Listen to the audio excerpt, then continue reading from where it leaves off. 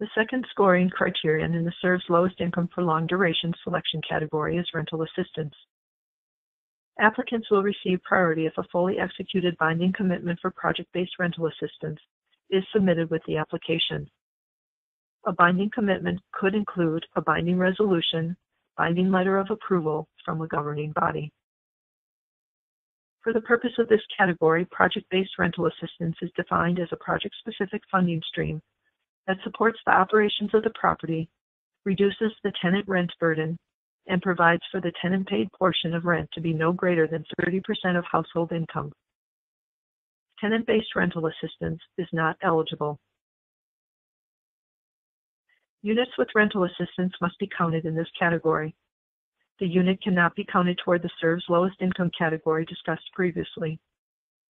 For example, a 40-unit project with 40 rental assistance vouchers cannot claim points in the CERV's lowest income category. Units taken for points under rental assistance cannot be duplicated under preservation if projects are eligible for preservation points under existing rental assistance.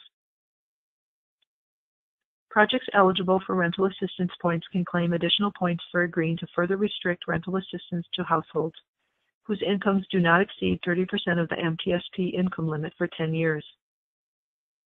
The documentation must state that the deeper restriction is allowable.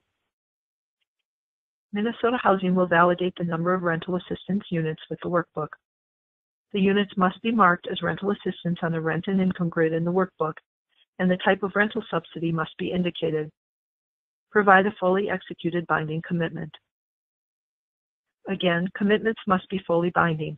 A commitment can be contingent on receiving an award from Minnesota Housing. A commitment cannot be subject to a third-party RFP to award vouchers. Minnesota Housing, at its sole discretion, will consider rental assistance programs with alternative rent structures as proposed by the applicant, where households may pay more than 30% of their household income when the program goals align with the needs of low-income populations, such as with the Moving to Work and site-based housing support programs.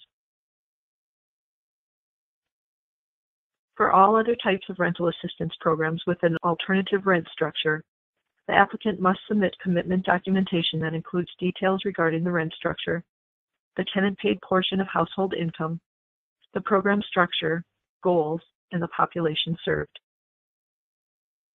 Minnesota Housing, at its sole discretion, will also consider other programs such as those created by project sponsors or developers.